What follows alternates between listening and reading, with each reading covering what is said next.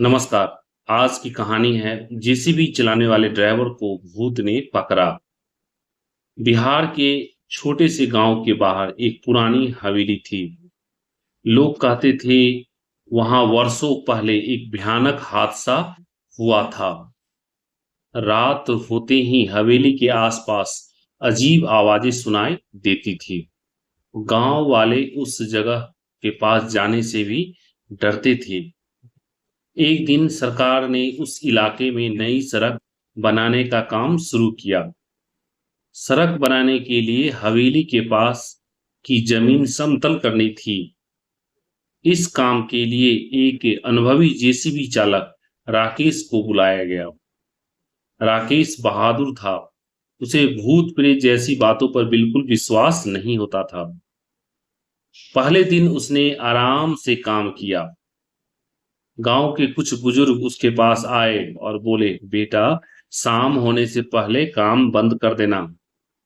इस जगह पर रात में कोई नहीं रुकता। राकेश हंसते हुए बोला, आज तक मैंने कोई भूत नहीं देखा।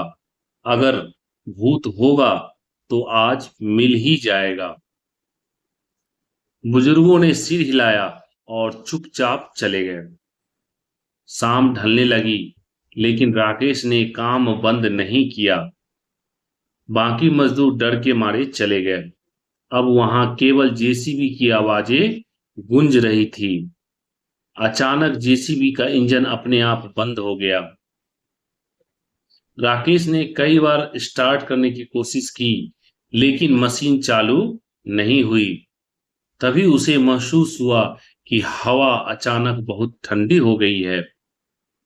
उसने पीछे देखा तो दूर एक सफेद भूत कपड़ों में लिपटी एक अजीब आकृति खड़ी थी। उसका चेहरा साफ दिखाई नहीं दे रहा था। राकेश ने सोचा शायद कोई औरत होगी। वह आवाज लगाकर बोला, कौन हो? यहां क्या कर रही हो? वहां से कोई जवाब नहीं आया, कुछ भी नहीं बोला।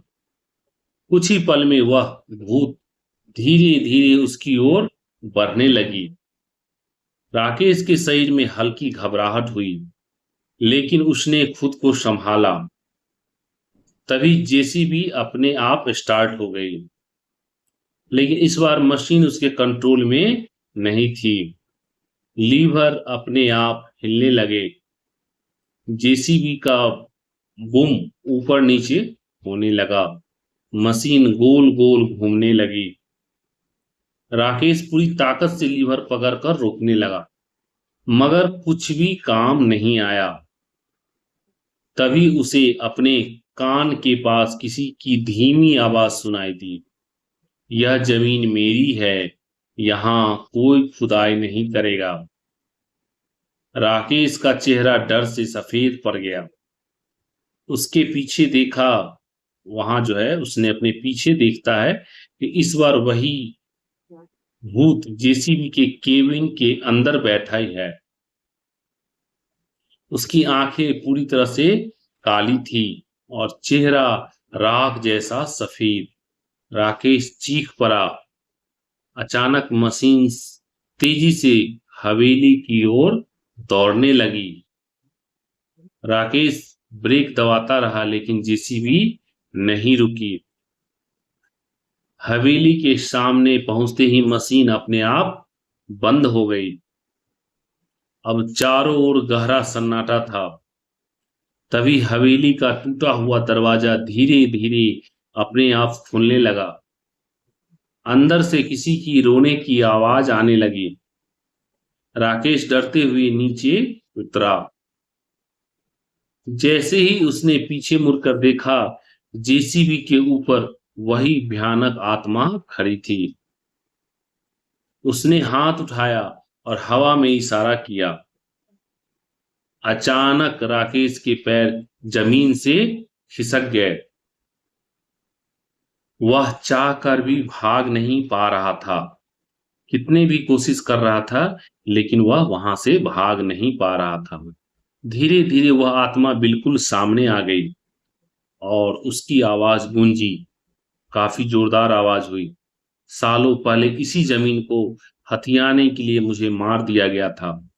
अब जो भी इसे खरीदेगा उसे मैं छोड़ूंगी नहीं। राकेश कांपने लगा। उसने हाथ जोड़कर कहा, मुझे माफ कर दो, मैं तो सिर्फ अपना काम कर रहा हूं।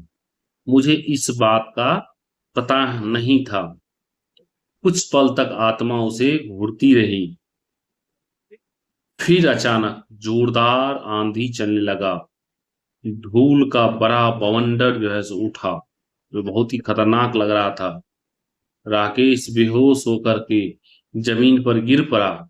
सुबह जब गांव वाले वहां पहुंचे तो राकेश को बेहोश पाया।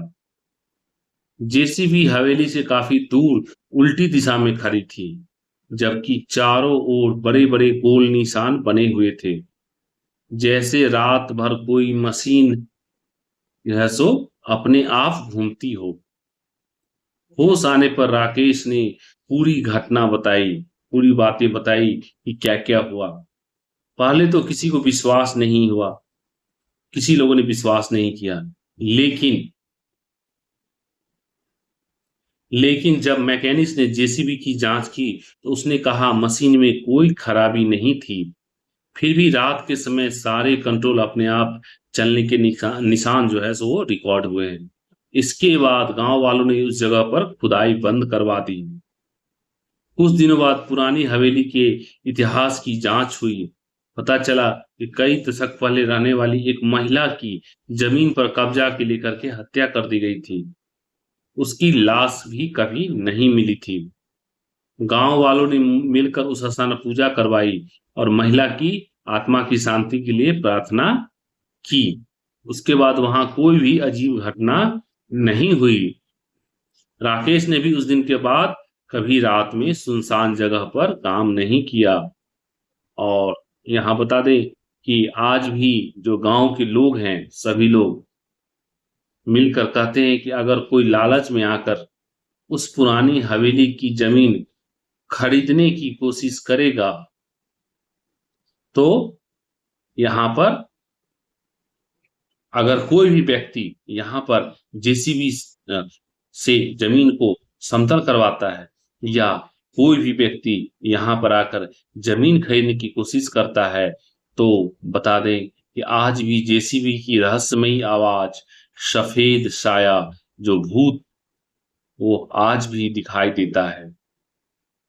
तो यहाँ पर हमें इस कहानी से क्या सीख मिलती है कि दूसरों की चेतावनी को हल्के में नहीं लेना चाहिए। लालच और अन्याय का अंत हमेशा बुरा होता है। तो आपको ये कहानी सुनकर कैसी लगी नीचे कमेंट्स बॉक्स में अवश्य बताएं। चैनल को सब्सक्राइब करें, वीडियो को लाइक और शेयर करना ना भूलें। धन्यवाद।